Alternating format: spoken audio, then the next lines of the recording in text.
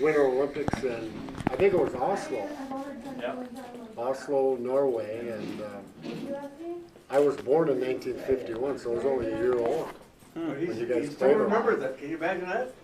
Henry did. And you guys tied Canada for the gold medal, and you lost because you guys, I think they used a scoring system then, and you guys ended up in second,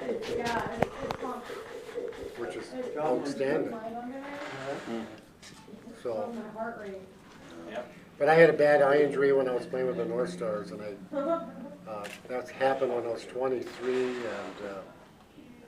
I played a year and a half after that, and went through 7 eye surgeries, and retired in 1977.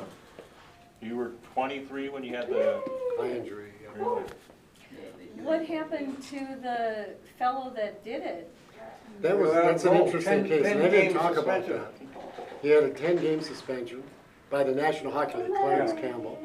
Campbell would not address the thing. And he wouldn't, he was, they didn't want to do anything. And so Gary Flackney from the Hennepin County Attorney's Office charged Dave Ford with aggravated assault, because if you did that on the street, you would be in jail. If you hit somebody with a stick walking down the street, you would you'd get a $5,000 fine, 3 years, 1 to 3 years in jail. And why would you let that happen during the National Hockey League game Yeah. with all these kids watching? It was on television locally, and it was on television back in Boston. The biggest thing about that criminal case is was there an intent to injure? And that was the hang-up. There were 12 jurors, 1 abstained, 10 went for the conviction, and 1 said no. We don't believe, and we think the National Hockey League should take care of its own. So as a result, it resulted in a hung jury, and they did not retry it. And the reason he went ahead and charged him with criminal assault is that you have to take responsibility for what you do on the ice. And the kids were watching the game. You know, what are the kids going to do? Helmets were mandatory at the time, but not the masks.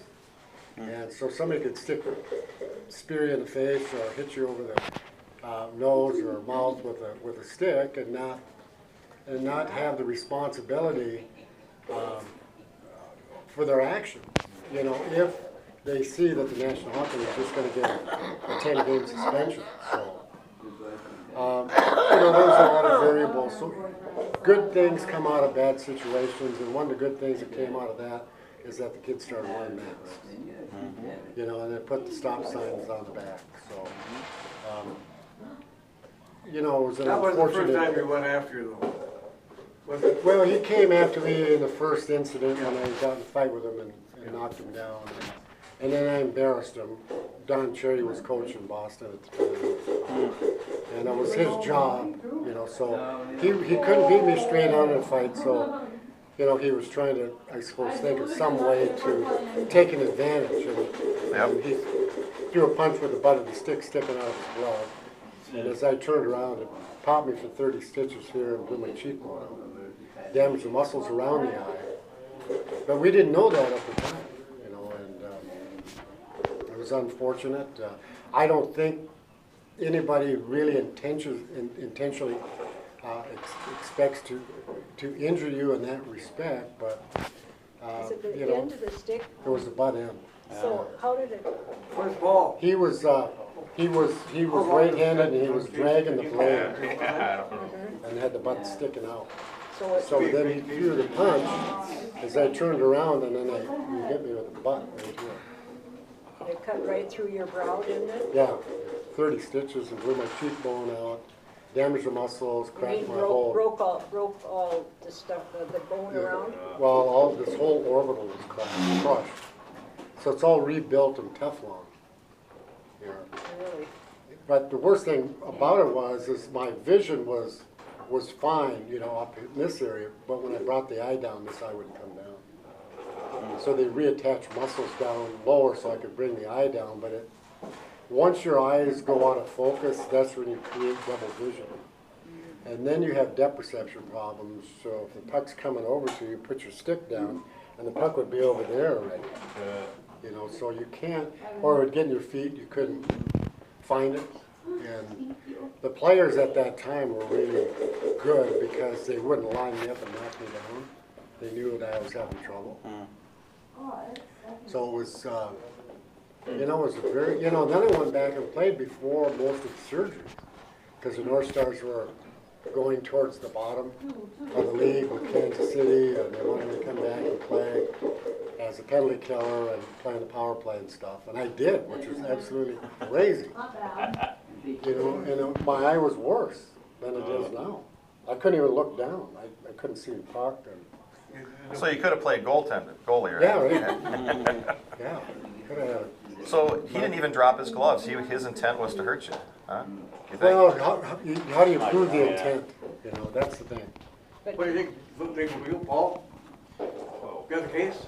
I think he You got take it? Okay. we Won't got it. happen today, I don't But think. did he Well, it have, wouldn't happen today, and we ended up, we couldn't get any help in the National Hockey League, couldn't get any help for the Players Association. We ended up suing National Hockey League and Boston Bruins Did you? for negligence, and we settled out of court 5 years later, and that was it. Did you get enough to live on? I did, yeah. That's good, You know, we didn't take it all away. yeah. We could have, the lawyers wanted to do that. Well, you know how lawyers are. Yeah, I know. No. It's good you got some good ones in the world. So that was Boston Bruins back in what year that happened? That was 75. So Orr was retired by then? No, he was in the penalty box with Forbes, because he had cut Dennis Hextall with when he swung his stick around and cut Hextall. Oh, really? So he had a 5-minute major going on when Forbes was in the box.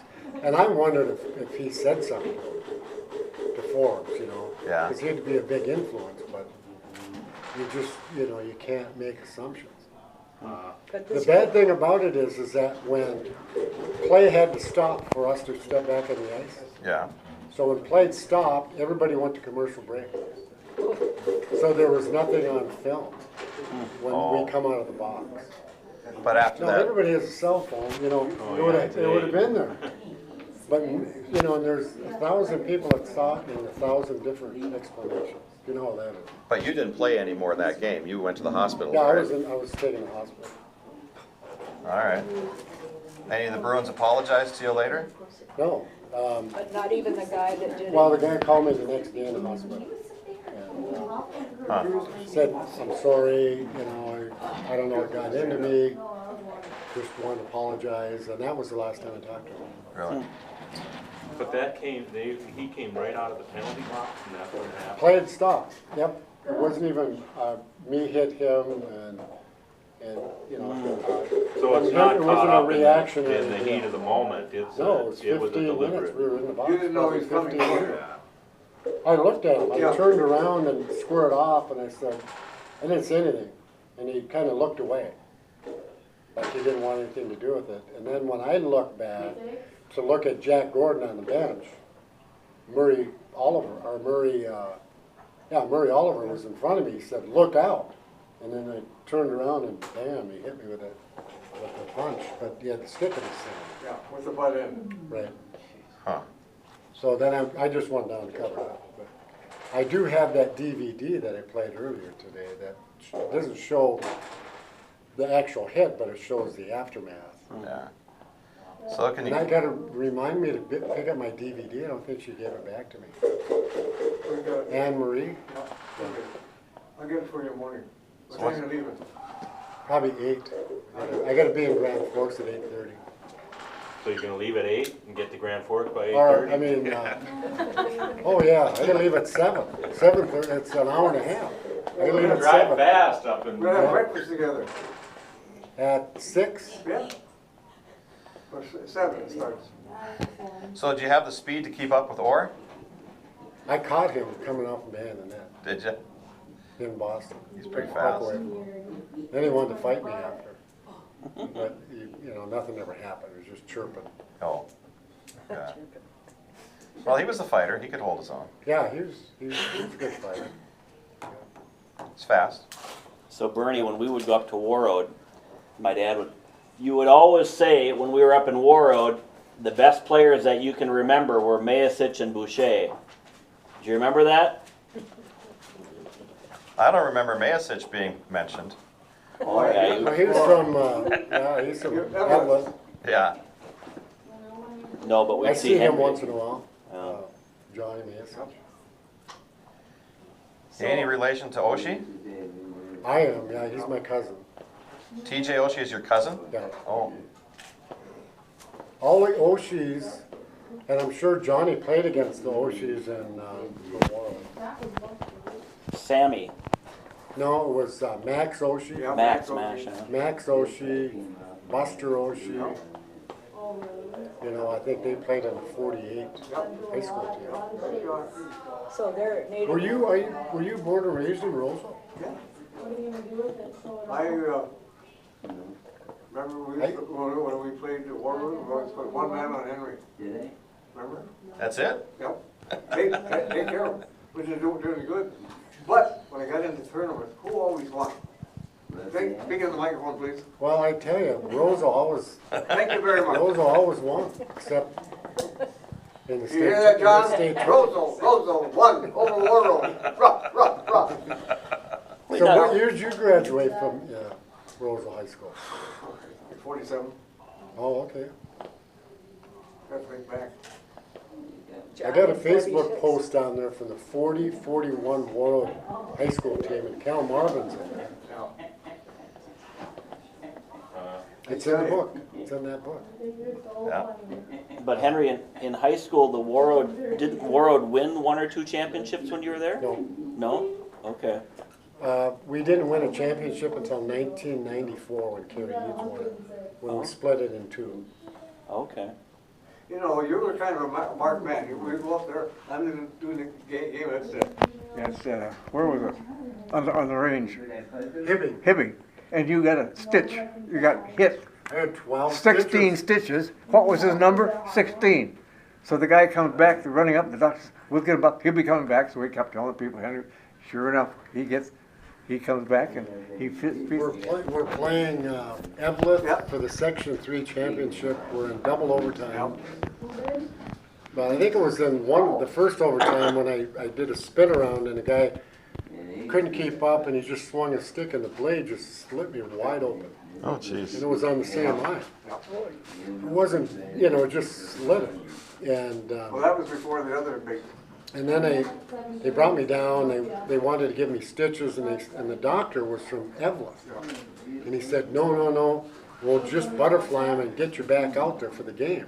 So they butterflied it, taped me up, and I was only gone like 5 or 10 minutes, and then I got back out, and I ended up scoring a goal Yeah. in double overtime to go put us into the state tournament. Oh, okay. And Dougie Palazzari was on that team, who was United States Hockey Hall of Fame executive director now. He was the Okay. director for USA Hockey. then you get down to state tournaments, and what happens? They run you again. Yep. Here's another son. This is Dave. Oh. This is, Good to see you. Hi, Dave. Nice to meet you. Nice seeing you, you bet. Aren't you a friend of Jim Shaw's? Jim Shaw's. Now, who's Jim? No, for the Roger Maris golf tournament. Oh, You remember him, he had the big motorhome? okay. I hadn't played in those tournaments probably since sometime in the 90s. Yeah. But I We had, remember. we had a good time. Get around your cage. Yeah. Yeah, Remember meeting Yogi Berra, yeah. Roy Clark, and Jimmy Dean, and all those guys played golf with. well, It was a lot of fun. there's a picture of you and who was Lake Placid, the coach, Herb Brooks. Herb Brooks. There's a picture of you and Herb Brooks together up at War Road out on the golf course. I don't know what that event was for, but, Oh, that was their World Golf Tournament. celebrity golf that Yeah. Cal and Billy. oh, Well, okay. the Christian Brothers basically put that on. They raised a lot of money, and then when I think Cal was still living then, but some of the boys wanted to do something different, and Billy did such a great job by pulling money in out of the community Yep. and keeping it there. So some of the, like Scott and Conway and those guys wanted to, they stopped the golf tournament, which was absolutely crazy. And they wanted to do a fundraiser by everybody donating money into a large banquet, which then the money comes out of the community and it stays in the community. They raised about as much money, but after running all winter long with your kids from one tournament to another tournament and the expense of being on the road and then, having to give back in the summertime out of the community, it didn't make any sense. All the credit cards are Maxed out, and everybody spends all summer working to pay them off for the following next season. So, yeah, it was really a bad decision, and that golf tournament was well attended. They've got some big studs came to the golf tournament. Yeah, I mean, everybody. That was the War Road tournament. Yep. Yeah, we had. Was that the one where Brooks was at, where he drove? No, he was going to Evelyn. Yeah, we were Evelyn. over in Boavic. Okay. Because I played golf with him over there. Well, I was told by my dad that the guy who had the most stitches in his head from playing hockey was Fido Perper. Yeah. About 700 or 800. Yeah, I wouldn't doubt that. And what did Fido say about Canada?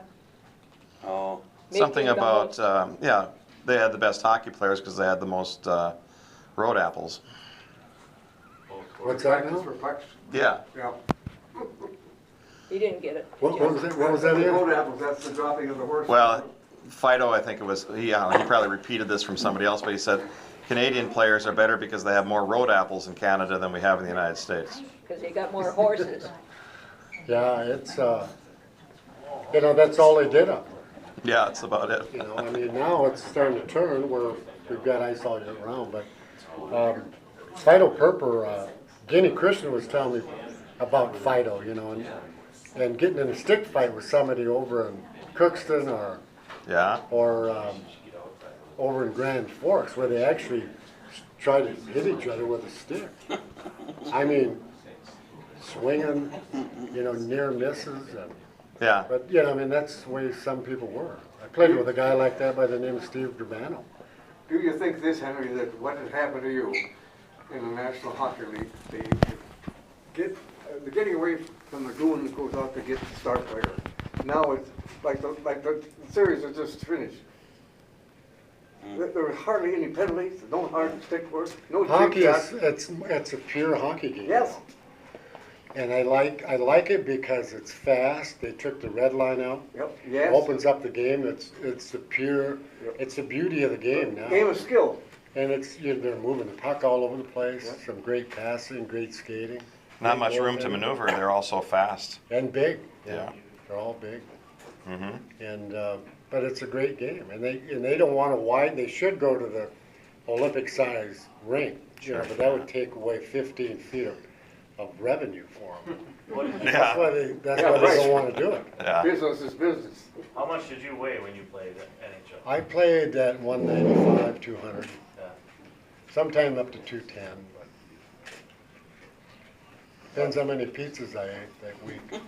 All these It people. was a beer and pizza You league. took and I care of played. yourself though, right?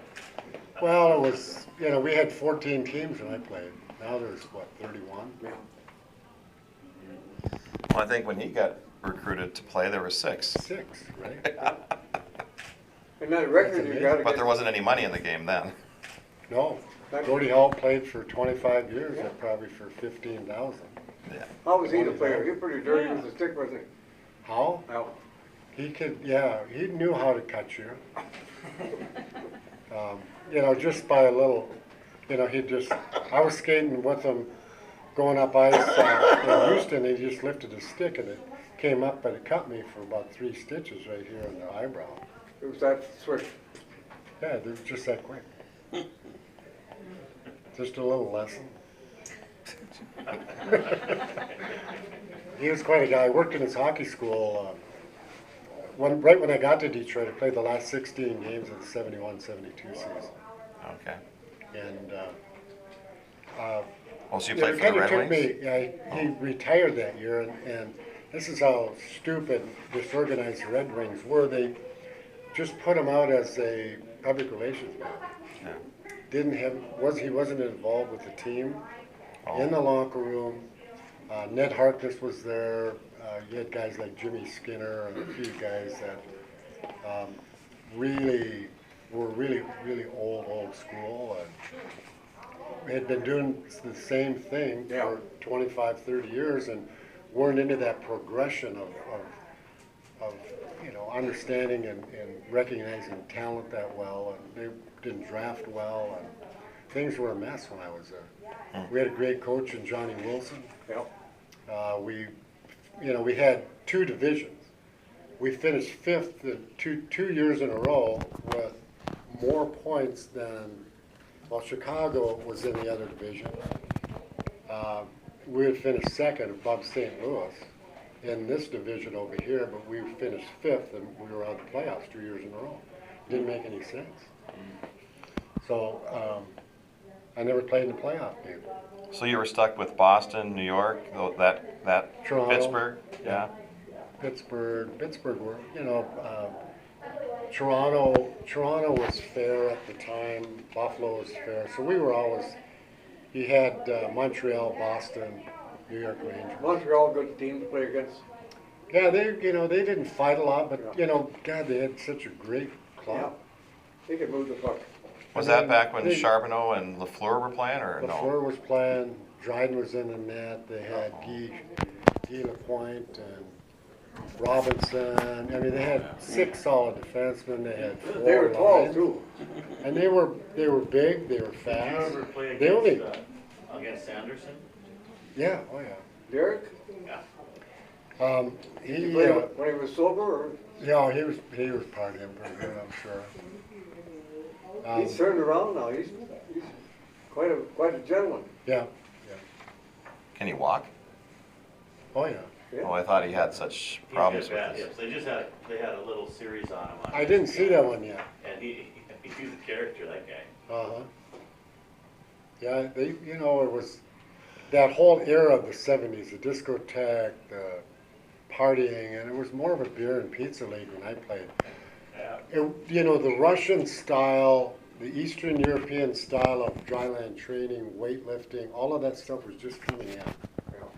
And Herbie Brooks was one of the first ones to bring it in. We used it in the 72 Olympic season by playing basketball, kicking a soccer ball around, weightlifting, playing other sports during our workout session. And then we'd go on the ice for 2.5, 3 hours and work on systems and strength but that's when we stayed away, because in the 71 World Championships we were banged up, and once you start getting banged up in a 2-week series, you can't compete when you've got 4 or 5 players injured.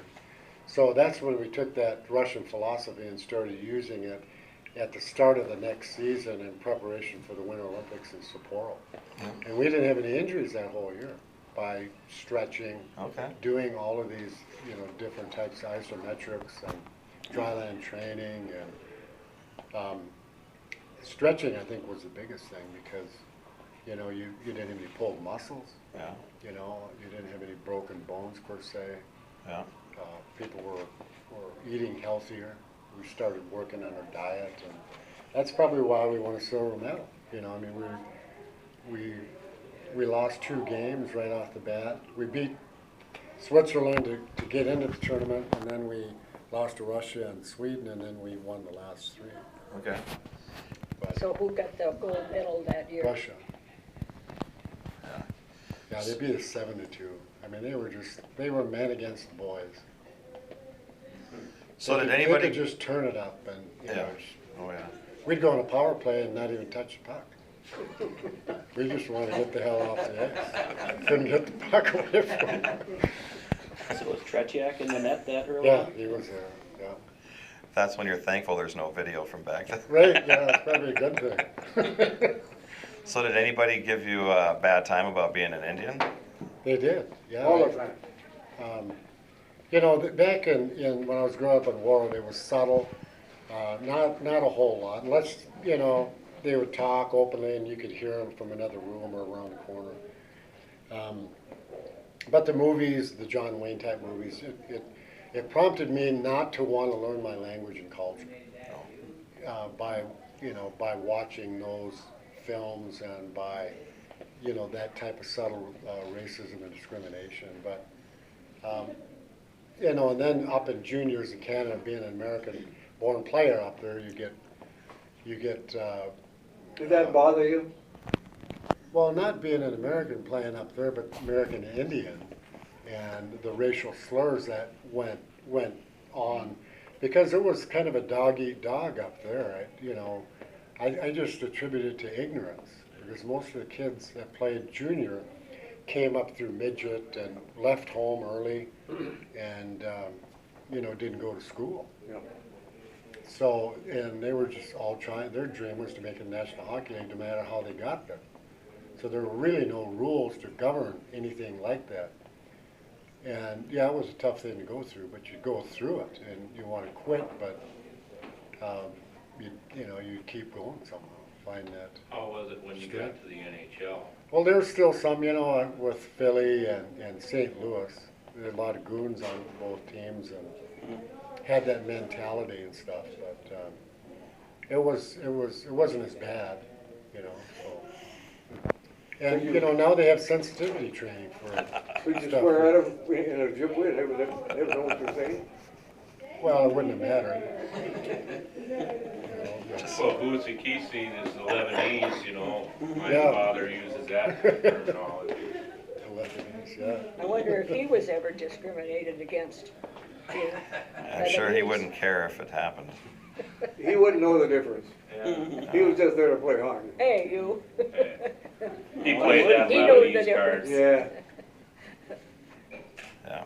Well, should we take pictures? Yeah, let's get a picture. Look at. Okay, boss, set them up. How do you want them? Pass this one around. How old were you there? I was 23. Jeepers, you're good looking.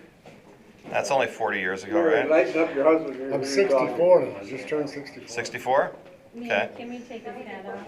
Let's see. He's very. I get head down, too. Yeah, well, I wanted him to see, he's got the Sioux cap on. Oh, yeah. Nice hat. And Dave, why don't you take it off of him? He's got it on because he's got some cancer on his head. And it's not, Oh, he does have hair.